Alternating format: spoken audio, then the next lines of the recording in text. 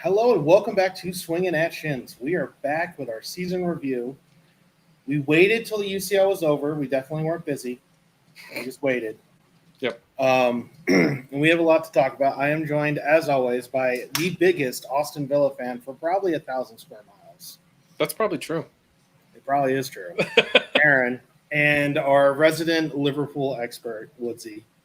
Oh, yeah. Woodsy, Thank you guys for having me back again.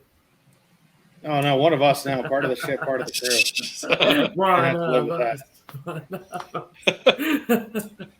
All right. We had 3 European finals since last we spoke, and Italy failed to win any of them. So good on them. We did have the first treble winner since the 09-10 Inter Milan group. Mm-hmm. Trebles for losers. The last 3 have been a Man United team, a Jose Mourinho team, and now Man City. So trebles, who even bothers with those? They're not even cool. They're not cool. Exactly.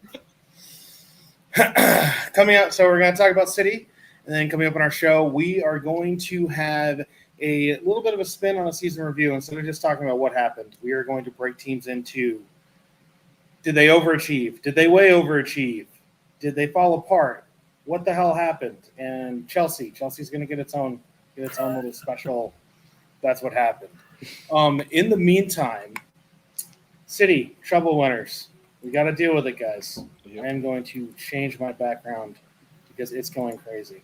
You know what? There you go. Guys, I live in squalor right now. We finally got an offer approved on a house. We were in the middle of moving. Yeah. I have 2 kids under 3. My life is crazy. Don't worry about it. You get to see it. I have 2 strollers. I don't even know what to do with myself. Eventually, though, I will have a place of my own, and it will have an office that I will be the only one allowed in. And it will have 4 walls and a door. A block. like a real office. Yep. It will be my own thing. Good on you, man. Congrats. Yeah, thank you. We're excited. August 1. So depending on how interesting transfers are, maybe the next time you see me, I'll be in there. Maybe not. But before we can talk about that, a team has won the treble, and it is the team that we all wished did. Who? I guess, yeah. Well, Man City. They don't exist. They do. It is one of those. Aaron has some things written down. Everyone, I don't even know where to begin. It is a culmination of what we've been building towards for, it feels like 10 years now. This almost felt inevitable. Yeah, I mean, they kept stacking, kept buying. That's what they were chasing for. Champions League and the treble. So, finally they did it. So what's next?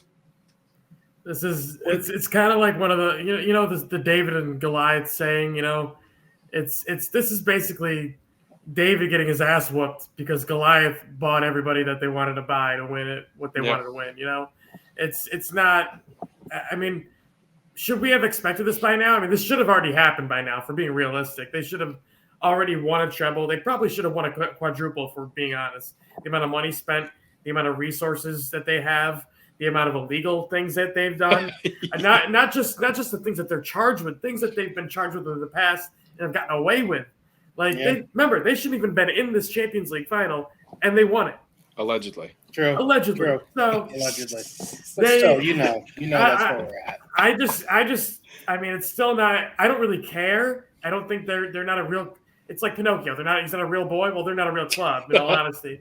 So, I have this many F's in my garden per se. So, it can kind of die off because, to be honest with you, with the transfer news that's come out over the last 2 days, who the hell's even talking about it anymore? Yeah, we move on to transfer season real fast. Yep. Eat it up. Aaron said, was an individual player changing the system. For me, I think if you can have Kyle Walker as a healthy scratch for 4 months just to get his head screwed on straight, who does that? You're able to throw in. Julian Alvarez, where was he in the Champions League final? Julian Alvarez starts for every other team in the world. Yep. No, he's just on the bench. And people bring up net spend, and net spend drives me crazy because you can make net spend look great if you ignore when you bought up everybody. Mm-hmm. And you do, oh, well, since Pep's been there, the net spend's been great. It's like, yeah, and when they bought the team and they won the first Premier League, they bought everybody. But they're still top 3 in net spend. That's the thing. They are. Their net spend is great for the amount that they're bringing in and the amount that they're selling. Their net spend is great, but it's still top 5, top 3 in the world right now. So also, speaking of transfer news, Jude Bellingham is now going to Real Madrid. It is $100 million plus 30 in add-ons. He cost $130 million from Dortmund, but Holland only cost 50.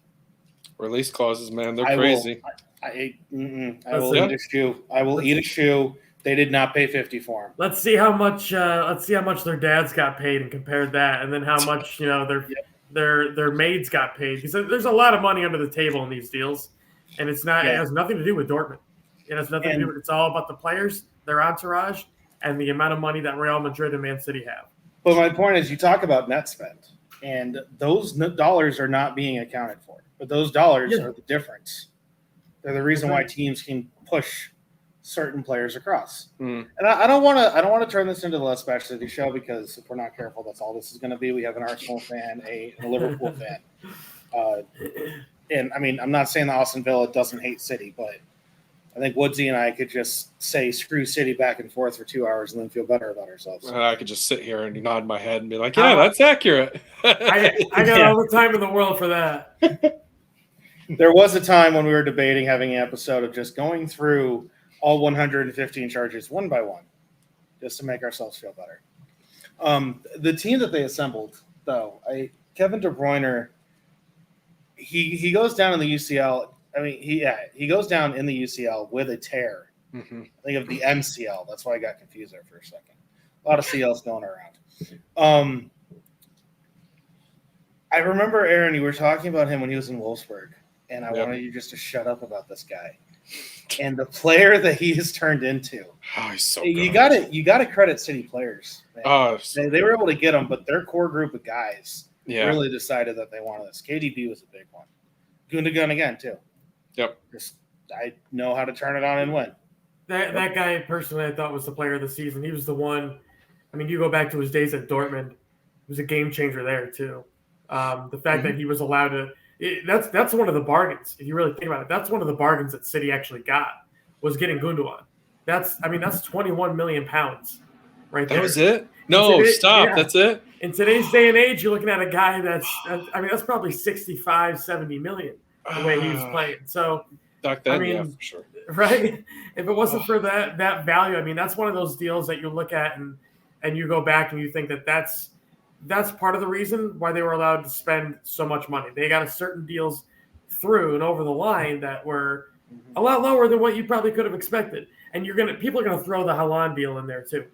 I wouldn't throw that one in yet, at least for now. Let's see what happens with that, how long he stays and whatnot. But the fact that they were able to get a guy like Gundogan for 21 million, they were allowed to get. De Bruyne. I thought that was a cut fee when it happened. 50 million, but still, I thought that was a cut fee for him. You're right, Aaron. I mean, the guy's phenomenal. So and then you go through that entire team, and it's the majority of that. The money, I believe, is still on that back line, and the thing is with City, and a lot of people don't realize it. It's the amount of failures that they can have that don't have a risk or no consequence. That's true. That's where it comes back to everybody else. Yep. Liverpool can't have that. I mean, Liverpool just lost Naby Keita for free. They spent 52 million pounds on him, and we're struggling to sign a midfielder to replace him. We hadn't signed a midfielder in 3.5 years. So, I mean, it's ridiculous the amount of money, the amount of resources that they have. But the amount of resources that they just throw away is crazy. Arsenal signed Pepe, and it's 8th, 2 straight years. I know he was there for one of the years we finished 5th, but it's like, you make one bad move on a guy that you think is going to turn into that guy, and he doesn't. And with City, it's okay, on to the next. And look what they did with Calvin Phillips. We need an English guy. Go spend a ton of money on Calvin Phillips. I don't care what he does. He sits on the bench. He does whatever. It doesn't matter because I can spend that money. Their 50 million pound left back got charged for rape. I forgot. Somehow got out of it. and it didn't even affect them. They played without a left back because they just had so many center backs available, and they won the Champions League with that. It's incredible. It's incredible. I mean, Do we know? yeah, What is did there a they? bit of What did jealousy? they pay for Yes, Ake? Ake was 40 million. That's what I thought. It was in the 40s, I thought. Yeah, from Bournemouth, which when you think of it, at the time, I think we all thought Bournemouth might have fleeced Man City on that one. Yeah, that was a head scratcher for sure. Yeah, it made no sense. I mean, he's been phenomenal. I mean, he was awful last year, but this year he's been fantastic. He's been absolutely fantastic. I think it takes some time for Pep players to adjust to Pep's mentality. And Jack Grealish has talked about this too. Like, obviously, he's one of the most expensive Englishmen in transfer records. And he had said that, playing with Villa, you're kind of able to roam around and do whatever you kind of want because you're the guy, right? Yeah. And then you go to a Pep team, but then he makes you focus on one thing. You only do one thing. Everything's just compacted right there. And it's kind of hard for players who were the guy at their club and then have to be able to form to just doing one thing. And I think that's a little bit of Ake's. That's why it took him so long. And that's why you saw Jack Grealish struggle his first season and then be a little bit more better this season. So you're spot on. You're spot on because I mean, you look at a lot of the lower teams, the mid-table teams in the table. They don't necessarily always have a system as much as they have tasks that they need to perform during matches. Yep. So they'll have Aston Villa when they were their first year back in the Prem. It was basically let's get the ball to Grealish and see what he does, but also keep our guys back and defend as well as we can. Yep. And that's what a lot of teams do. That's the other thing with Grealish, though. Grealish scored all these goals and all these assists at Villa. And people will say, oh, a guy that good, he's going to go to City, and all those numbers are going to go up. But they're not going to go up because that's not only is that not the position he's going to play, only one guy can get credited for an assist, and only one guy can score a goal. And at City, you have a plethora of options. At Villa, it's you and McGinn at the time, and you better make it happen. Ollie Watkins was still too young. He hadn't turned into the player he's turned into. If goals are getting scored, it's you guys, and that's it. So everyone's like, oh, man, he's a watch because he's not a 20-goal-a-year player. But Pep never wanted him to be a 20-goal-a-year player. He wanted him to do what he did. And quite frankly, if all Grealish did was get fouled just outside the box so that Kevin De Bruyne can kick free kicks, that's almost worth $100 million right there because there's going to be goals half the time. Yeah. Listen, man, that's about $2 a foul that they spent on Jack Grealish. When you really consider all the numbers, it really is. It's about $2 a foul. I mean, the guy gets fouled in a ridiculous amount of times, whether it's legitimate or not, is up for debate. But I agree. They're not legitimate, but that's not. It's not his fault. He's playing the game the right way. That's the issue. Yeah, and I'm going to put that one on the refs. I'm going to actually. I will say this much. But if he wasn't English, he'd be Mohamed Salah, and he wouldn't get those calls. Yeah, I mean, we can also. Saka doesn't get a lot of those calls. I don't even know if it's an English thing. Mohamed Salah has the most touches. I think it might be that other thing that we don't want to talk about. I'm just saying. Mo's got the most touches in the Premier League in the box, in the 18-yard box. Yeah. And his foul ratio is lower than pretty much every player that's a forward with more than 4 or 5 touches in the box per game. It's ridiculous. It's nuts. Get fouled outside the box. Fouls are different in the box than they are outside. We scored from there last time it happened. We can go on to that forever. Oh man. Instead, I think. All right. So real quick. What's left for Pep to do? Quadruple? He needs to leave and go to the MLS. He needs to go somewhere else. There you go. I want a fair league. Coach USA. To be honest with you, I can tell you right now, I do have some information that there's a good chance he ends up at NYCFC when their new stadium opens. I think that's probably the deal that's going to be brokered with the City Group. Obviously, they own both. I think what will happen is his contract ends in 25. Their new stadium opens in 25. They want to make a big splash. They're going to bring some players over. He's probably going to get an old player or two. Who knows at that stage? He's probably going to be the Kevin coach De Bruyne can just leave at the same time. You know what? Take Holland get out too. of my league. Take Holland too. Take everybody. Holland will already be in La Liga. It'll be fine. Just take Alvarez. Let's see what the heck he can do in MLS. He's not playing there. He won't play there either behind Holland. I mean, at this point, I don't think Pep goes anywhere. He talks about the City Group like he loves them. I want to think that he does go somewhere. He loves the money. To imagine a world. I want to imagine a world where he's gone. But so, and I agree with you, and I want to bring it back to that. We talk about all the players. A bunch of the charges that they have are about improper payments to Mancini. Like, we're going to pay you an extra £2 million to come talk at our school for a day. Yeah. Those kinds of things. You get the best coaches when you have the best money. And it's backroom staff. It's all of these things that make a team click. Not to harp on just Arsenal, but what's going on. I mean, Liverpool's ascendance lately has been Jurgen Klopp and the way they bring players in. Arsenal, it's been Mikel Arteta, but even more than that, it's been Eddie Gaspar. Thank God, once a Gooner, always a Gooner with those two. Because if they followed money, they could be making a ton of money elsewhere. And that's what it is. If the best guys also want the best money, which that's the way the world works, it's not just about the players, it's about everyone. So you don't miss on those guys. The all or nothing that City did. They're signing Laporte and a private jet will come, we'll get you, we'll fly you out. We want you that bad. Obviously, we can say things have been good or things have been bad without him, but that's their snap buy is Laporte. I mean, and United kind of does it too. The problem is United's not good enough. But look at what they did with that Antony and Casemiro. Casemiro, who is arguably the signing of the season this year because of what Casemiro was able to do for United. David De Gea won the Golden Gloves this year.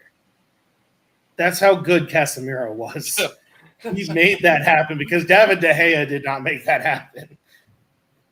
And Sandro Martinez. Those two. Those both came in.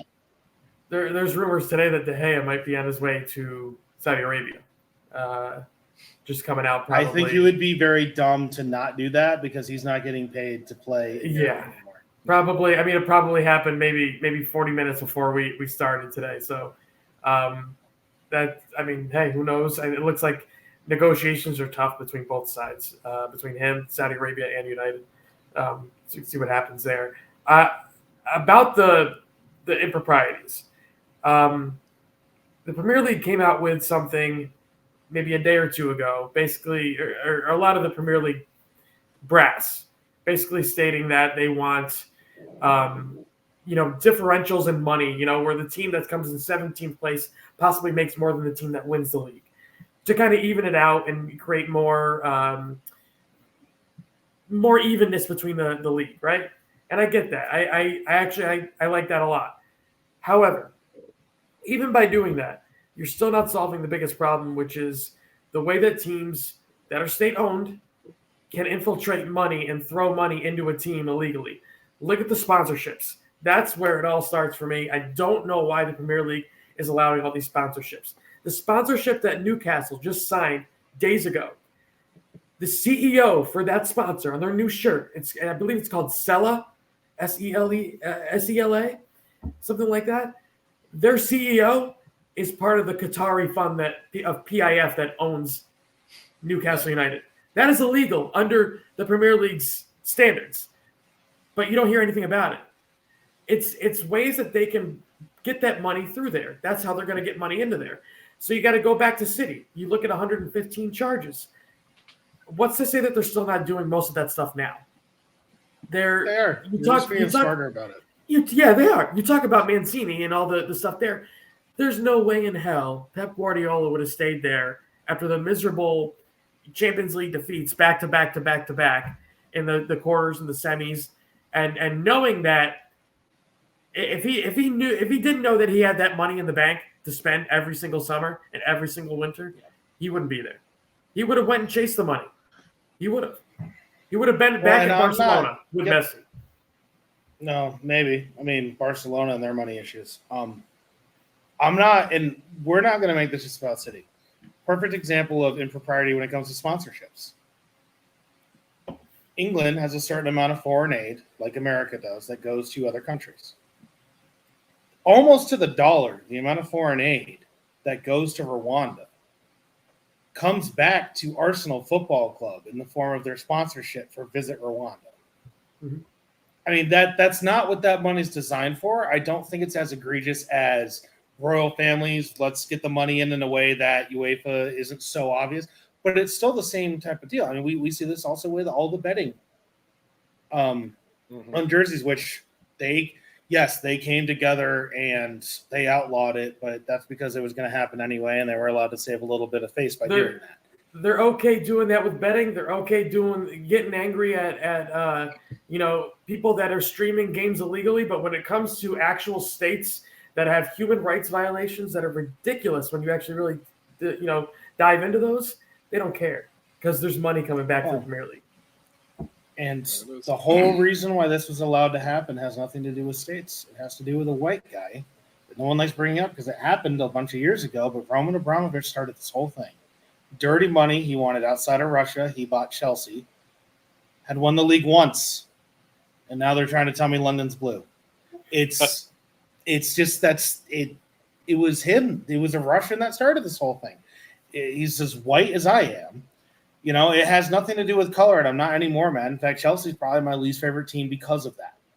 This whole thing started way back then, and we didn't do anything about it then.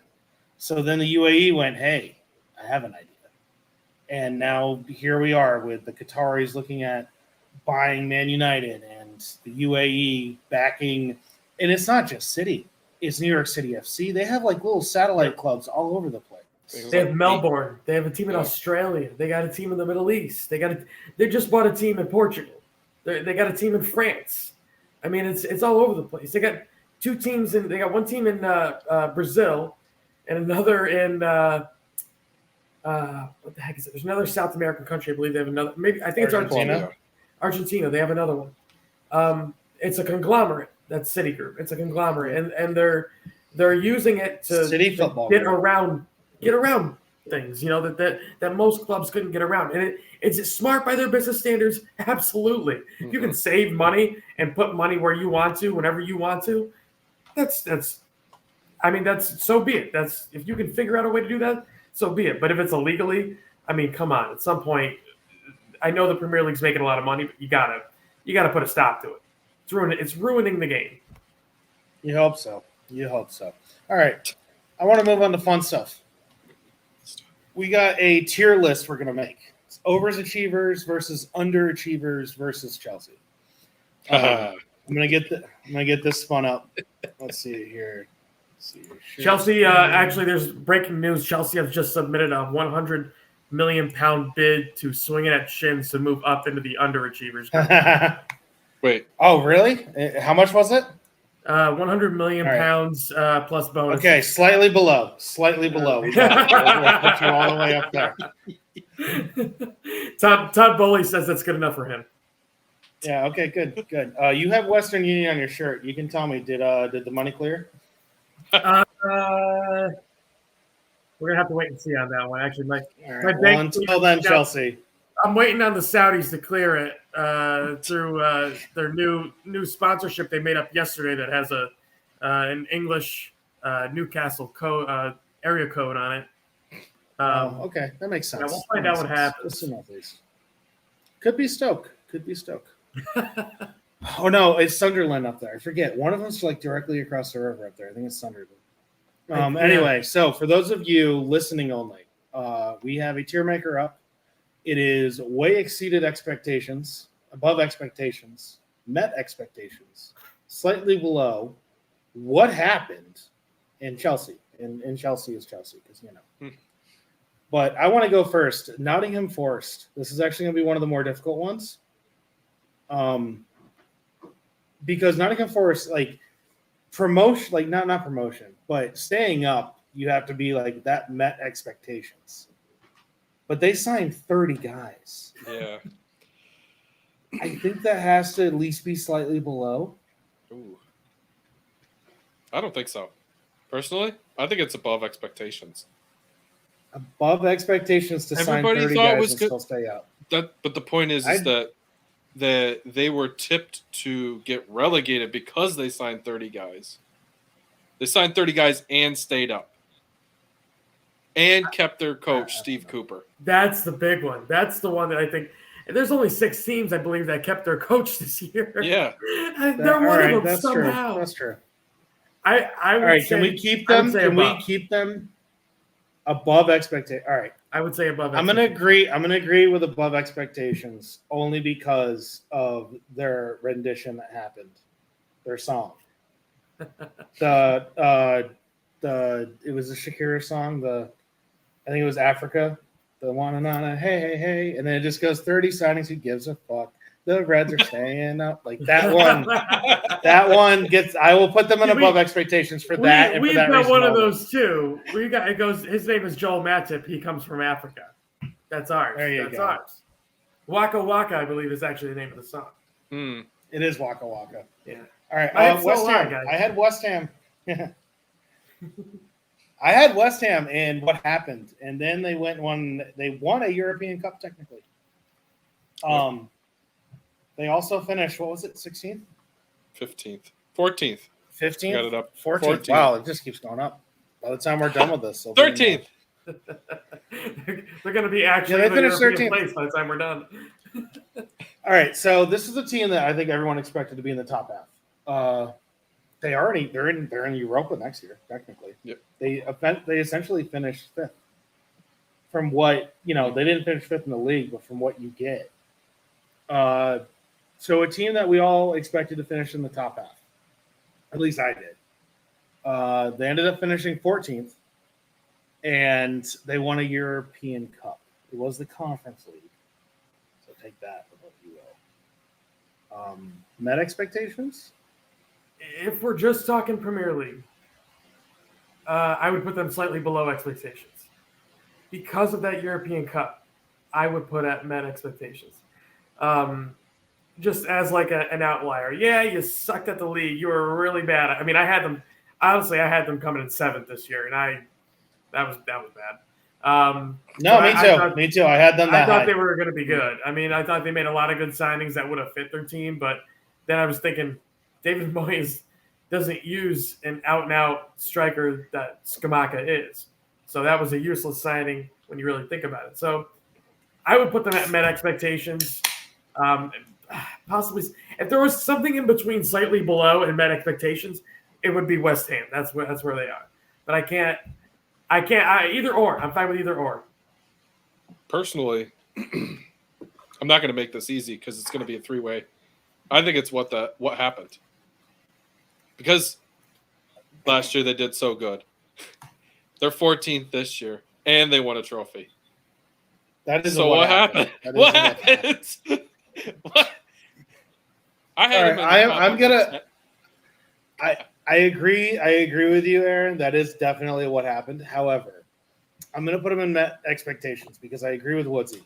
League definitely slightly below, but yeah, West Ham finished 14th. If West Ham getting relegated, that would be what happened in the league. Winning a European trophy, that's above.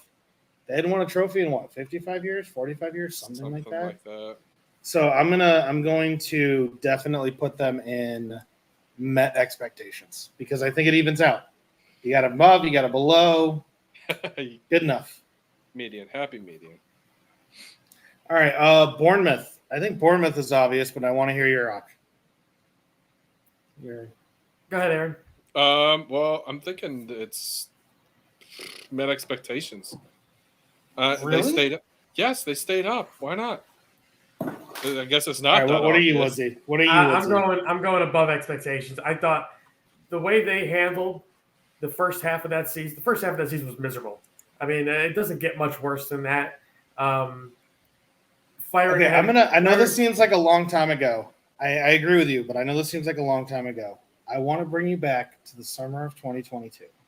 Mm-hmm.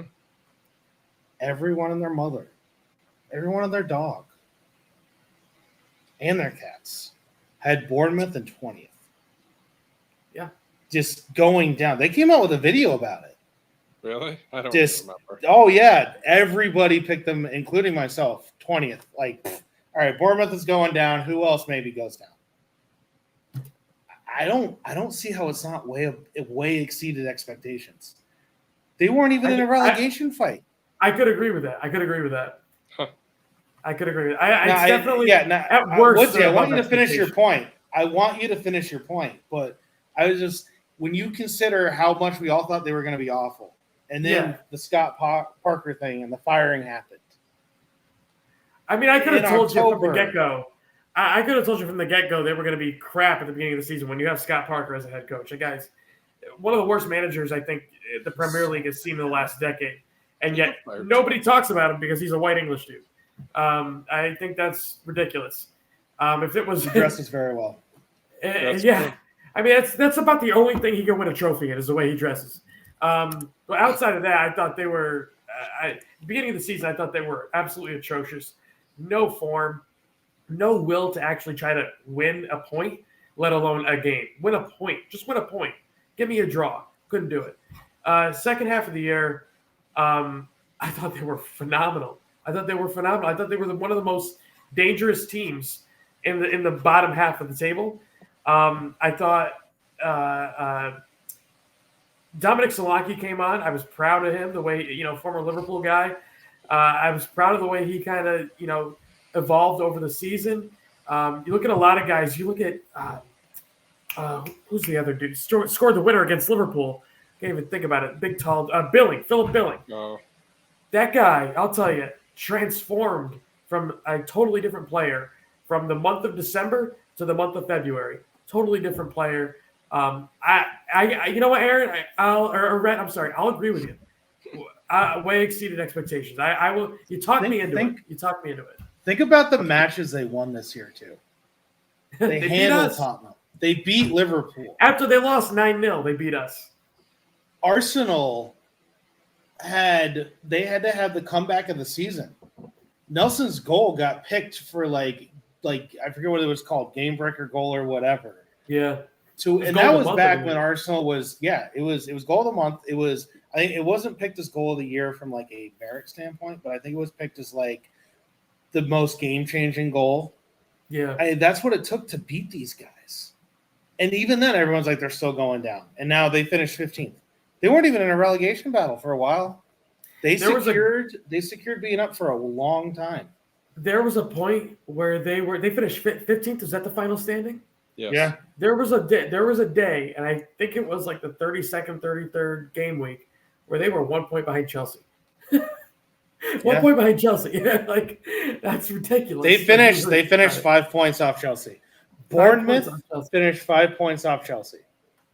That has to be way exceeded expectations. If that's not way exceeded expectations, I'll just delete it right now because we're not. I'd love to know the value. I'd love to know the actual value of each team, Chelsea and Bournemouth. I'd love to know where those two teams, the value-wise, the money spent on both those teams are. By the way, while you guys were talking, I had a memory I wanted to verify. I was correct. Scott Parker found a job for Club Brugge. I could have told you. They had their worst finish in over a decade. He got fired again. He got fired twice. He's been fired twice. Yep. Yes. This year. Absolutely amazing. If I'm not mistaken, that would be 3 times in a year and a half then. Because didn't he get fired to take over for Bournemouth? Well, he was fired. Yeah, Fulham. He was 2021. Okay, he was fired from Fulham sometime in 2021. All right. Next up in the tier maker list is Aston Villa. I'm going to let the Aston Villa guy answer this. Although Woodsy and I may not agree, but I want to see what your thoughts are. I actually think this is way exceed expectation. Personally, I did top half was. No, we're done talking about Villa. We're moving on. Fine, let's move on. Just kidding. I'm just kidding. Go for it. No, I mean we were down in 17th, 18th at the beginning. When we had Gerrard, being relegated was a possibility. As much as I didn't want to think it was a possibility. Let me word it this way instead, because again, this is about season beginning expectations. Fine. Not not September expectations, season beginning expectations. If I came to you and said Villa's finishing in 7th, they're going to be in a European competition next year, and they're going to be above both Spurs and Chelsea, Ecstatic. would you have even believed it? No. I would have been like, no. That's got to 10th. be What are you that's got to talking be about? way exceeded expectations. Or That's 11th. got to be up there. Yeah. There's So- a better and even chance then, of like, Aaron. 10th. There was a better chance of Aaron growing hair than believing what you just said. Yeah, well, you know, I could grow hair around my head. Ah. It's just not on Have you top. seen the man's back? No, I'm just kidding. No, I fully agree. This has to be way exceeded expectations. Yeah. And definitely because there is the aspect of, you had Gerard. Mhm. Is he going to get fired? You were 17th at one point. But even then, I did not have Aston Villa in the top 10. I thought 10 Much would be less the above best. Yeah. The best sitting position would have been 10th.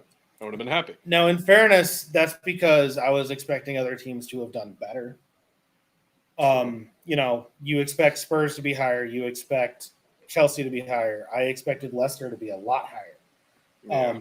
But Aston Villa, for a huge chunk of the second half, were the second or third best team in England. Yep. Flip-flopped. But yeah. It was fantastic. That is way exceeded expectations. And they're going to be, you're playing Thursday nights. Yes, we are. Let's go. The That's- fighting Unais. You know who else is playing Thursday nights is Liverpool. So, Well, Heyo. just for 1 year. Just for 1 year. yeah, I know. You can finish way below that next year. We thought it was going to be for 1 year, too. Ba-dum. Yeah, bow. Brentford. Brentford's next. I think Brentford we might have some disagreements on. Let's see. What do you think? I think this one's actually pretty easy. I think it's above expectations. I thought they would have been just about middle of the pack anyway. But I thought the way their season kind of unfolded, they beat Man City twice. They beat Liverpool. They beat Chelsea. I believe they beat. I believe they beat Brighton. I believe they beat Arsenal. Like they got some good quality wins. Did they not Did beat they? Arsenal? I don't think they- That they beat I think it Arsenal was at the a end of the draw. year. Arsenal. It was a win. It was a win. It was Like- no. It was 3-0 away to Brentford, and then a 1-1 draw at the Emirates. And the 1-1 draw should not have happened. I'm He thinking was Brighton. offside. I'm thinking Brighton. But I'm thinking the game towards the end of the year, the Brighton game. I thought overall they exceeded expectations. I mean, they had the cloud over their heads of what was going to happen to Ivan Toney through, at least a good second half of the year. With that coming through, with 2 games to go, I thought that was kind of lame the way they did that. Oh, for sure. But what else is new with the FA and the Premier League? But I thought they did pretty well, considering there aren't many major signings. A lot of their guys are likely going to be out the door this summer, so they're going to have to make some moves. I thought the one move they did make that was phenomenal, that getting this kid in early, was Kevin Schade from Freiburg. I thought that kid is going to be a star at some point. Maybe not, going to be big. He's only 19. Maybe not going to be huge immediately. But that's the kid that's perfect for what Thomas Frank is looking to do. And they integrated him almost immediately. So I think the moves they made sense of what they were trying to do, and I think that's why they ended up where they ended up, and it's just above expectations for me. What are your thoughts, Aaron? I'm thinking it's met expectations. They finished around this last year, around this time, and I think last season, if you had said this, I think it's above expectation because they just got promoted and then they top 10 or 10 last year, something like that. I can't quite remember, but I think for them to finish 9, 10, 11 in that ballpark, finishing 9th, is met expectation for them. And there was some very phenomenal games that they had played, matches that they had played. If they had jumped above Spurs or even European, I think it would be above expectation, personally. I think the only way they would have See- been I don't think so. I don't think it would have been I exceeded. mean, no, I agree with you 100%. And I think, again, this is the whole point of this is where did we think they were going to end up versus where they actually ended up? That was the whole point. Not halfway that. through the season. And my point is I agree with you 100%. I think what Woodsy's saying is true. I think at times they kind of were above expectations. But for me, I had them in 9, 10, 11 to start the season. And that's exactly where they ended up. And I think that's a credit to how well they've done the past several years. Mm-hmm. I understand last year was their first year in the 2 years ago now was the first year in the Prem. Well, it was 2021, 22 was their first season, and 22, 23 was technically last year now. I think it's met expectations because I expected them to be this good. Yes. It's not easy being this good, and it's definitely a credit to how well they've performed. Mm-hmm. But I also expected that of them. You know what I mean? Like, we're going to have an argument when we get to City. Does City meet expectations? At a certain point, we talked about at the beginning, we all expected it to happen already. It was a treble winning season and meet expectations for that team. And I think before we get to that, with Brentford, I think a 9th place finish is meeting expectations. Yeah. All right. Next up, Crystal Palace. Oof, this one's weird. This one's so weird. And you know what? I'll go first on this one because I haven't gone first in a while. Because it is weird. I'm going to put met expectations because at the beginning of the year, this is where I expected them to be. For large portions of the year, I did not expect them to be. But at the beginning of the year, I expected them to be in this same area. And halfway through, I was like, oh, man, Crystal Palace is going to get relegated. But no, I think they ended up somehow where we all thought they were going to be. Rhett just pulled the old Dennis Green. We are who we thought they were. Yeah, they are who we thought they were. That's what they are. I mean, that's who Crystal Palace is. They're basically the team that's going to be the middle of the pack, maybe slightly below, but they're going to be crap at some point of the year. They're going to be good at some point of the year. You just got to make sure your team plays them when they're crap. So when they're good, they can beat you. And some teams saw that this year. I mean, look at Liverpool. We had 2 draws with them. That killed our hopes at anything this year.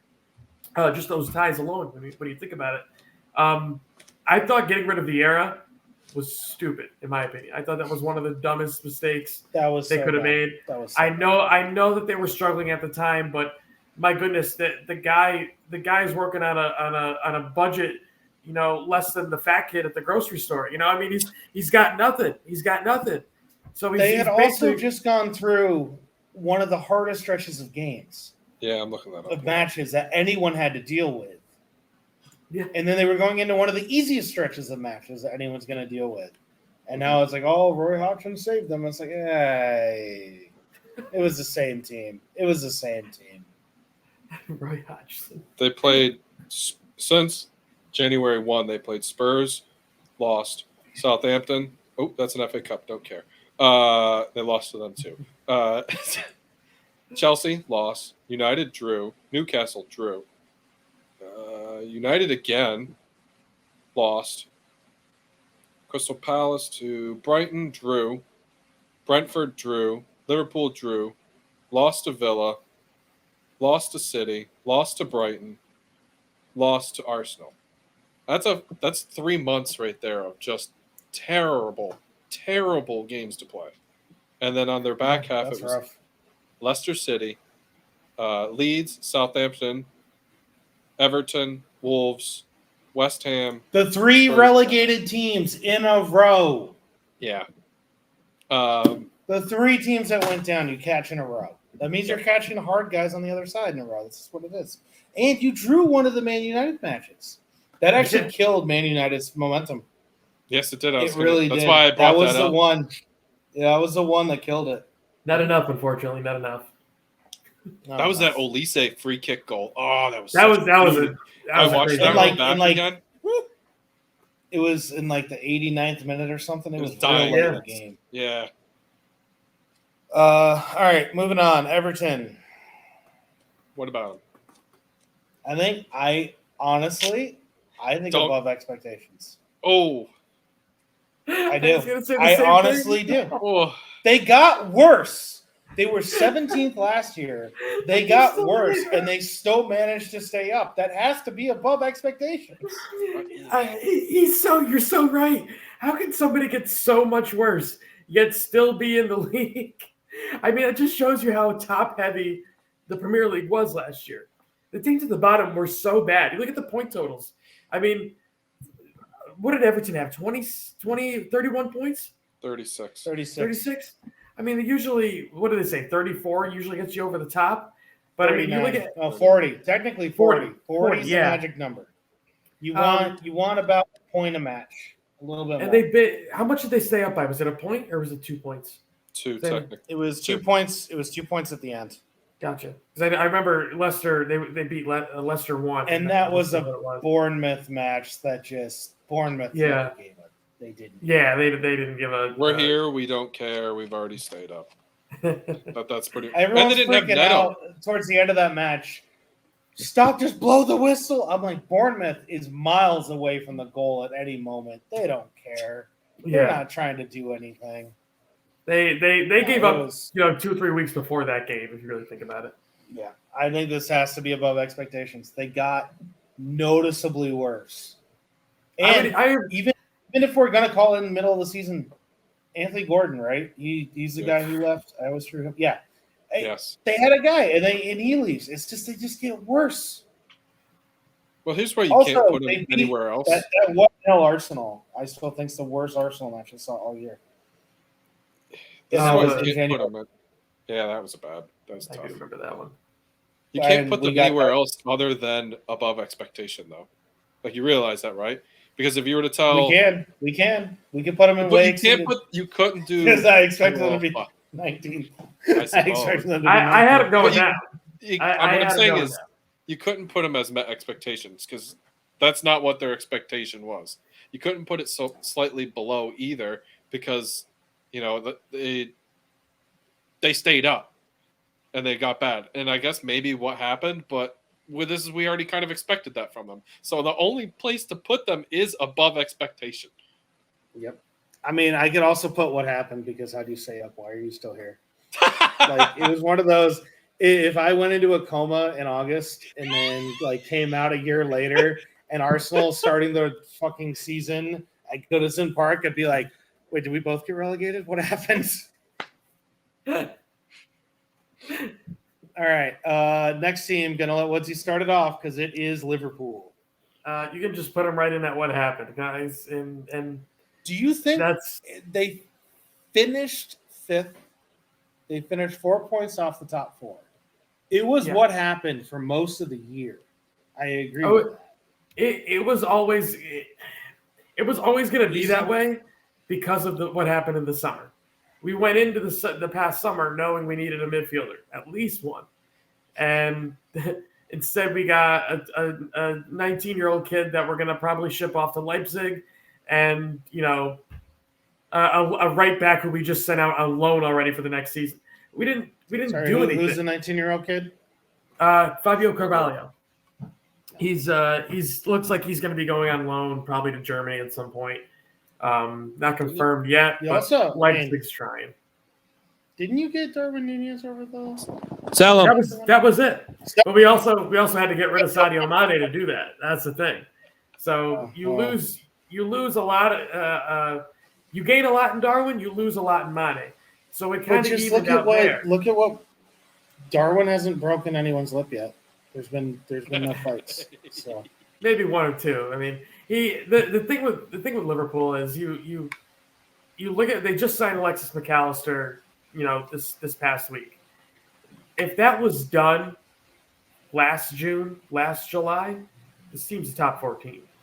If they made one signing in that midfield, look how depleted their midfield was. We had, at one point, and I kid you not, we had a 17-year-old kid starting Premier League matches away from home. In fact, against Manchester United, and Stefan Bajcetic. And you're probably going to say, who? And you should say who, because he shouldn't even have been on the roster. we had a lot of kids that played this year that probably shouldn't have played. Harvey Elliott should not have gone all the way until March, having played every single game in the league. That shouldn't have happened. Yeah. Not at Liverpool. Yeah. It shouldn't. And that's why I think, it is a what happened, but it's more of a what happened because of what happened in the summer. They didn't address their need. They went and got a luxury, which they didn't need at the moment, which was Darwin Nunez. And, that's where they are now. That's why they're 5th place. Aaron, do you agree? I actually thought it's slightly below, even though they did qualify for Europa, just because of the standards that they have are Champions League, and they didn't meet Champions League, so I think that's personally slightly below. I don't disagree with what happened either. I think both of those are kind of like a if not then this kind of deal. So I'm gonna put it what happened. I'm gonna put it what happened just because of this. Someone came and said, at the end of the season, City's gonna win the league with 89 points, and Liverpool's gonna be 22 points off them. I'm pretty sure the words that come out of my mouth are gonna be, "What happened?" Yeah, no, fair enough. I can see that. I mean, and I think that's the other thing. They ended up in 5th, and that's true, but Liverpool got 67 points this year. Yeah. That point total difference is what happened. When you think about it too, remember a couple of years ago when they had all those injuries, and we literally made Champions League through a goal from our goalkeeper, and people don't realize how big of a goal that really was. Mm-hmm. That was the reason why we were in the Champions League final the following season, was that goal. So, I do think that this coming season is going to be a complete 180. I don't know if we've seen something that is going to be played at Anfield the way we've seen under Jurgen Klopp. I can tell you that right now. The formations you're going to see, the players you're going to see come in, the depth you're going to see, I think that's the big one. I think for the first time in about 3 to 4 years, you're going to see depth at Liverpool that you haven't seen. Rumors of Thuram coming in, McAllister's already in, Kone's on the docket, possibly Vega from Celta Vigo, maybe Nico Barella. I mean, the midfielders are there's a lot of them that this club's looking at, and for good reason. So that what happened could end up being above expectations next year. Potentially, I agree. Moving on, because we are already 52 minutes in. We still have like half the league to get through. Man City. I already made my point for a while. It should be met expectations a little bit earlier. Slightly below. They didn't win a quadruple. All right, we're just going to move on to met expectations. Moving on to the other side of Manchester, the red side of Manchester. They won a League Cup, and they finished in the top 4. Man, I didn't expect them to do both those. Matt, maybe above? I think that's above expectations. I'm going to put them at met expectations because for the majority of the season, in all honesty, they were pretty much on par with what they did last year under Ollie. It's about start of the season. Start of the season. Did you think trophy and top 4? I thought top 4. I did not think trophy. I thought top 4 for United. I thought top 4. I thought with the amount that they brought in, what they brought in, I'm bringing Casemiro was enough. I think just to get him and Varane, just to get top 4. I've kind of forgotten about Varane. I thought that enough was it. But I mean, Aaron, you're the decider. To be honest, which one? Decider? Sick. Let's see. You tell me they won a trophy. I think it's met expectations, personally. You guys are just too used to United being good. Yeah, well, that's why, again, I put myself in the shoes of a United fan who's very dirty. And you win a trophy. And I was doing that too, but the United fan I listened to as Will, and Will would definitely think that they're above expectations. Well, no, Will would probably put slightly below. Stop it. He would put slightly below. No, are you kidding me? Have you been listening I'm texting to him right now. You've been listening to him? Text him. He's like, ask him that. Whatever he says, that's where we put him. Okay. I gonna say, bet I'm not you he wearing says shoes. above expectations. I bet you he says above expectations. Anyway, while we're talking about that, I think an easy one. Fulham FC. What's he? Above. Easy. See, I was going to put him way. Actually, way. Hold on. Way. I think they way exceeded expectation. What's They're it? They top finished 10. 10th. I get that. 10th. I get that, but I mean, honestly, I thought there was a lot. You had all right. I didn't have them that high. I had them 12th, but you had them what 12th. I did. What I'm going to say is the only man in the world. I thought Mitrovic. I can't believe I'm saying this. I thought Mitrovic is probably one of the top 5 to 6, 7 strikers in England last year. Year before that, he was the same thing. The guy's a freak. And I honestly thought they could have did better with the position they were in before Mitrovic got that suspension. They could have did better. They really could have did better. That's mid-season stuff. I'm talking beginning of the season. I did have Beginning them of 12. the season. I had them 12. I had them above Brentford and above Newcastle, which says a lot. Yeah, it does. I had them relegation battle. Not relegation fodder, but I had them relegation battle easy. Yeah. And they were not there at any point. Southampton. I am going to argue. I want to make this quick. If you guys tell me I'm wrong, I'm okay with met expectations because no one expected them to be good. I am going to put them at slightly below because I did not expect them to end up with only 25 points. I agree with the amount of signings that they brought into. I mean, you don't have Romeo Lavia, you don't have Alcaraz, you don't have Walker Peters, Prowse, and a guy that a lot of people think is a good prospect in Bazunu, all in the same team and achieves so much crap. They're bad. They're just straight up bad. There's players on that team that are good. Don't get me wrong. But that's one of the most crap teams I think I've seen in the Premier League in a long time. They were very bad. They were really, what pisses really me off bad. about that is that all these guys are probably going to end up on new teams and be crap elsewhere. Yep. That's just how it is. You agree, Aaron? Yeah, that's slightly below for me. Brighton and Hove Albion. Ooh. Way exceeded it for me. I thought, and honestly, they were the most fun team to watch in the Premier League this season. Heck yeah. I don't even think that's a debate for me.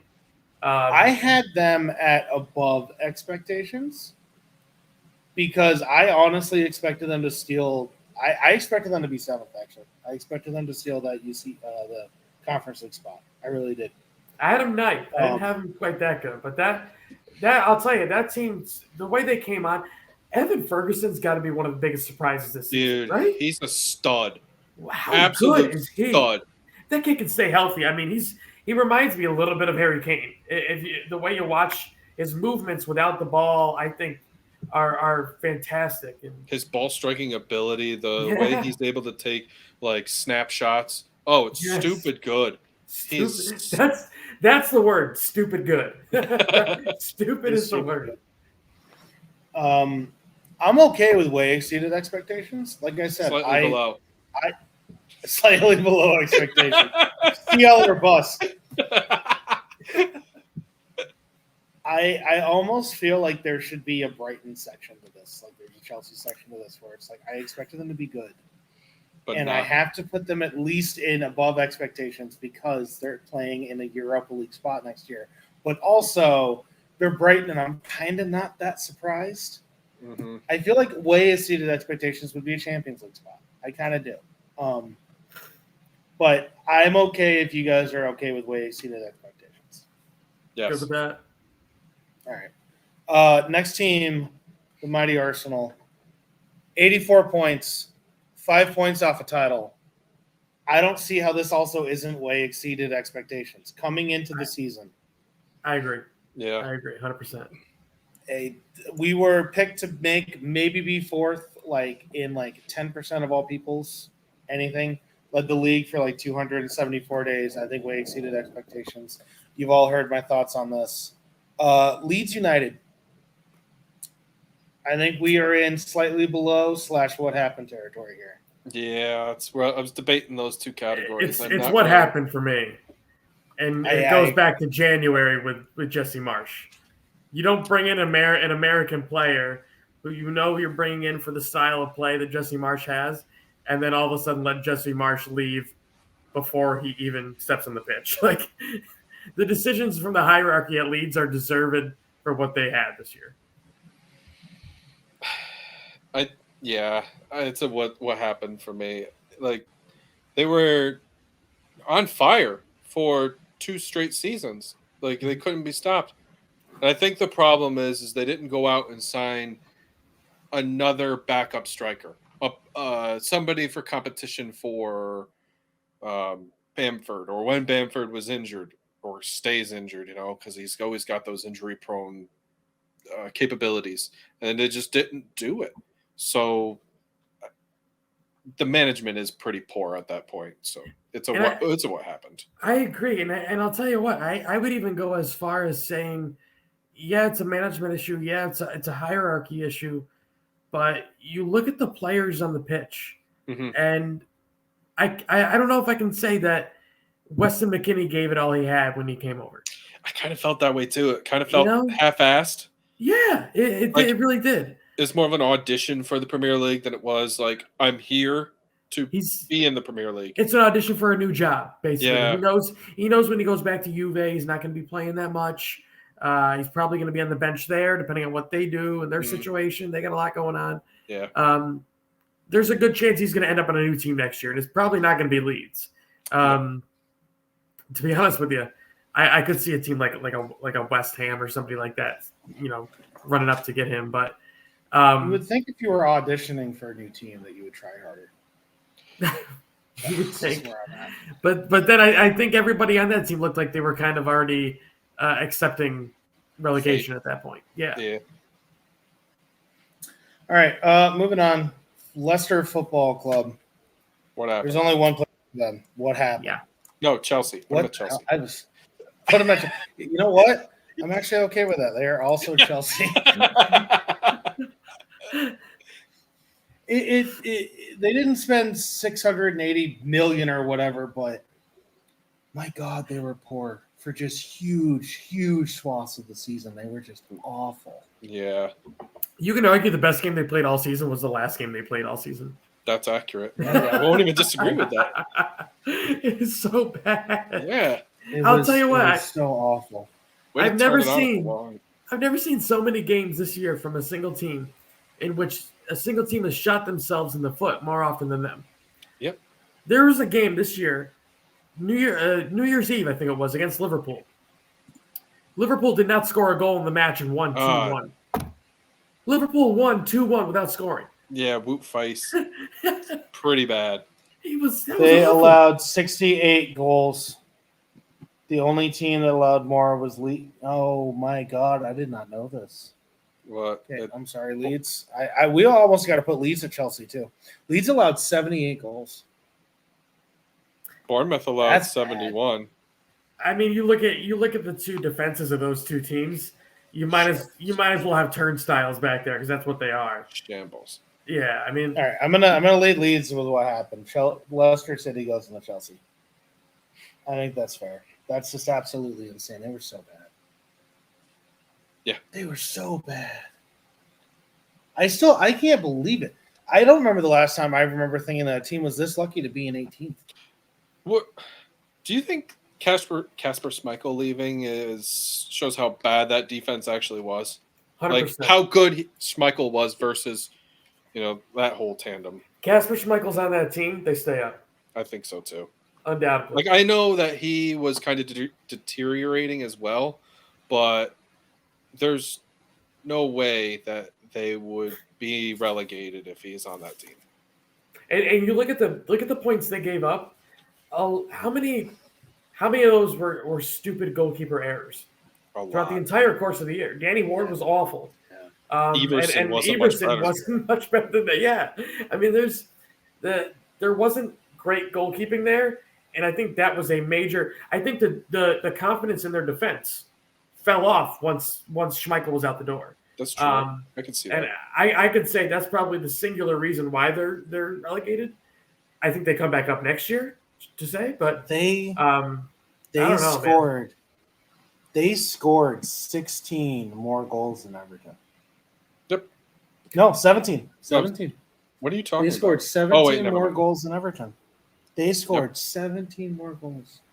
Yeah, but Everton also kept out 11 more. Yeah, well, I understand, but my point is, you score 51 goals, you're probably staying up. Yeah, that's fair. I mean, There are 1, 2, 3, 4 teams above them that let in or that scored less than 40 goals. Yep. And are still going to be in the Premier League. That's just You look at goalkeeping problems. you look at a lot of their draws are high scoring draws. You know, the Everton Leicester game was a 2-2 draw.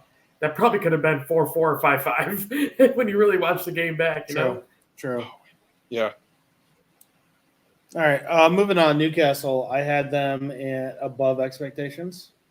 Yeah. I know Woodsy's going to probably say way above expectations. I would agree with him. I'm just gonna go above. If they didn't have the Saudi money, I would say way exceeded expectations. But they got that. Let's not sugarcoat things here. They spent the third most amount of money in the Premier League since the Saudis came in. I think that's not a coincidence as to why they're up there.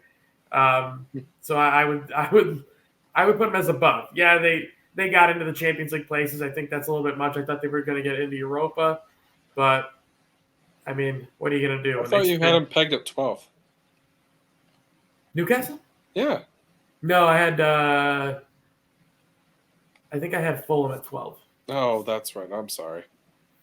My bad. Yeah, I had Newcastle up there just because of the Saudi money. I thought that with the way Eddie Howe came on and brought them back from remember, let's not forget when Eddie Howe came in, they were 19th in the Premier League the season prior. And he got them to where they are. So, unfortunately, I think you're going to be seeing a lot more of Newcastle. Yeah, I agree. I'm also only going to put them at above expectations because I believe in Eddie Howe, and I have forever. And once he had a decent team with some monetary backing behind him, I always knew he could do this. At least that's how I put it. Fair enough. I have him way exceed, but I can't. I'm outvoted, so it doesn't matter. All right. Moving on. Tottenham Hotspur. I think it has to do what happened. Can we also put him at Chelsea? Yeah, can you put them in Chelsea too? But yes, it's also what happened. As much as I hate Chelsea and Tottenham, Tottenham was what happened. Chelsea finished 12th, guys. Chelsea won a Champions League a couple years ago, and they're 12th. It's true. Tottenham has to be what happened. I'm okay with that, especially. Also, Antonio Conte. I don't know. I'll tell you this much: Spurs were in 5th place with I believe a 5 or 6 point advantage on 6th in March, and then they ate it. And they finished at what place? 9th or 8th? 8th. Yeah, I mean, see, Chelsea was never that high. Chelsea was never that high at any point. They started that high when they recycled the points. Yeah. All right. Last team. This is going to be a 2-part Swinging at Chin season review because we have a bunch of other stuff we want to talk about. But we're already getting into an hour and 10 minutes here. Wolves. Where do you guys have Wolves? Slightly below. As a reminder, they finished 13th. Slightly below. Are you kidding me? Met expectations for me. Yeah, I'm doing met expectations. Everyone had Wolves ready to go down. I didn't think they were going to go down. I also didn't expect them to be 13. Forever. I know you were forever. I'll tell you what. I think it was the coach that was the missing link to them being outside of relegation. I do think Julian Lopetegui coming in was the turning point to get them over the top. And I do think bringing in remember they brought in 3 midfielders in January. Yep. That's like bringing in a whole new team for a lot of clubs in the league, you know. So I thought they did a fantastic job, obviously in the transfer market, making switches when they needed to fit their formation, to fit their scheme, and to be honest with you, they're where they should have been at the beginning of the year. I think their position and they have played better the last few seasons, and that's why I expected them to be higher up, like the 10, 11 position, not so much the 13, because they tore it up when they first came up, and maybe it's tough, having that European, because they went to Europe as well in their first season, something like that. And hey, quick question for you. We're doing a show right now. We want a Manchester United opinion. Their season, from the start of the season to now, would you put them at way exceeded expectations, above expectations, met expectations, slightly below? What happened, or our favorite little group, Chelsea? Rhett's calling our old head coach Will. Yeah, that's what I figured. Damn it, I'm wrong. All right. Hold on. I'm gonna put you. Just still didn't feel like a top 4 finish. I'm gonna put you on speaker real quick. Can you say what your answer was one more time? Yeah, I would say slightly above expectations. Yeah. Aaron's not happy with you, but I got to agree. A trophy and top 4, that's above expectations for this United team. Yeah, I mean, it doesn't matter how small the silverware is, it's still silverware. But More silverware than Arsenal won. Well, yeah, but I mean, again, the top 2 made the rest of the season feel like for a lot of us. True. That's a compliment to Arsenal and the hell with Man City, but Yeah, that hurt you to say, didn't it? Yeah, I mean, there's teams like Newcastle. Look what they did. There's teams like Villa. I mean, they were on a clear upshot at the end of the year. There's a ton of teams that by the end of the season were like, hell yeah, they're moving up. We looked like we were barely hanging on. Yeah. We played a shitload of games. Maybe that's what it is. And that goddamn World Cup, pardon my French. But yeah, we looked like we were holding on by a thread at the end of that season. Yeah, fair enough. All right, thank you, man. No problem. All right, that is our own Manchester United representative or liaison, whatever you want to call him. I told you he would say above expectations, and I agree. But all right, look at what top 4. Everyone thought City 100% locked in. Everyone again, beginning of the season, Liverpool. Everyone thought Chelsea. We're talking about beginning of the season, and then Tottenham or Arsenal are going to battle it out for the last 4th spot. United barely made. Yeah, it made Gary Neville's list, but it didn't make anyone else's list. And to say trophy on top of that, I don't know, man. I guess I had a better feeling about United than other people did, so that's why I put them as met expectation. Just because I agree with you, Aaron. £250 million spent, and that's it. Just the one trophy, just the one trophy, and it's against a team that hadn't won a trophy in over nearly 30 years. You cannot say just the one trophy and then say that City should have won a quadruple. You can't have both. You got to pick one side or the other. Oh, no. It's both. It's both. It's definitely both. I think City on one hand, I mean they spend in a different way to United. They spend on players that are actually good.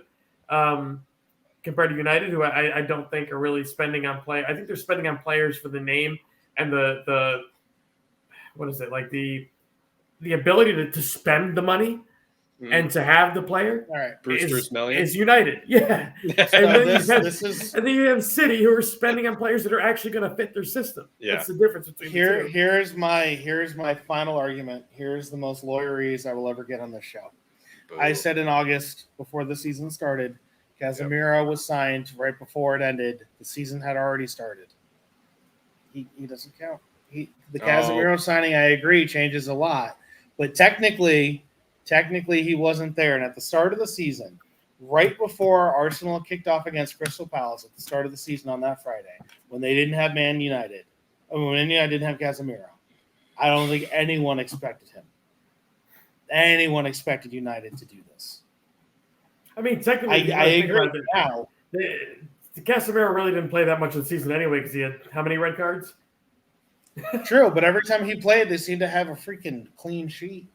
Yeah. Also, I don't think anyone expected Martial and Rashford to be quite as good as they were. Rashford won Player of the Month 3 times, which is mind-boggling and also wrong, but he still did it.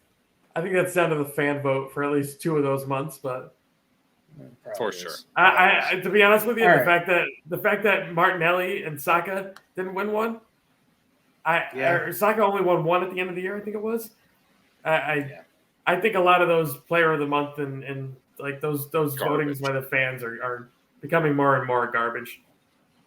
They are a little bit. They definitely are. All right.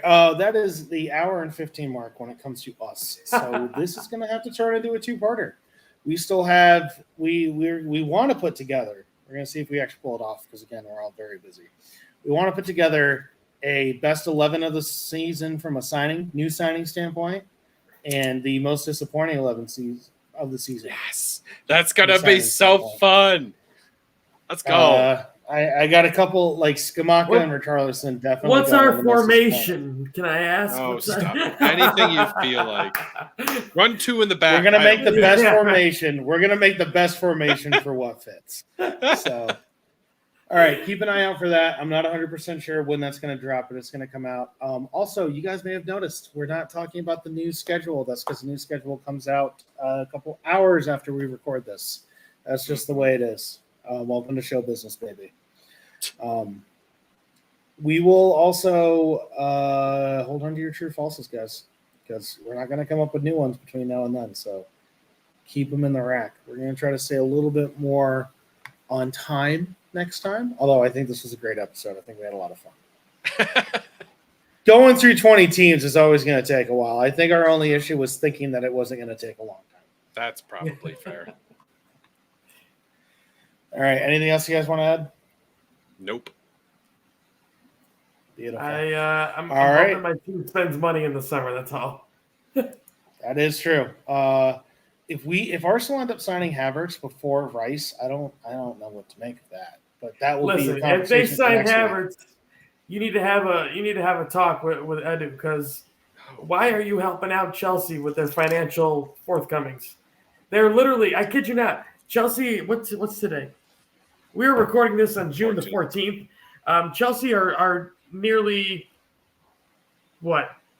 16, 17 days away from having an FFP violation that is major. Can we just not do anything for like 20 some odd days and let this all work out? Let them cook. Then we're back. If you're also, from Edo's point of view, they got to be like, it's not going to matter. Nothing happens if you breach FFP. Let's get a player for cheap. Oh, that's a good point. I don't know. Leverage. Yeah. All right, guys. Chelsea. That is Swinging at Shins for June 14th as we record this. I'm going to call this part 1 of our season review. How many parts will it have? I don't know. 12. A trilogy, maybe? A cycle? Hell yeah. A saga? We will see. All right, guys. Thank you very much for watching. If you are still here, please subscribe. Please like. Please comment. Any sort of engagement is great. And more than the Alien franchise. That is true. That is true. And we will see you next time. See you, everybody. Well, guys, that was an episode of Swinging at Shins. We appreciate you for coming out and listening to us. If you guys want to hear or see more, we have links in the description below. We hope to hear from you soon and hear more about what you have to say.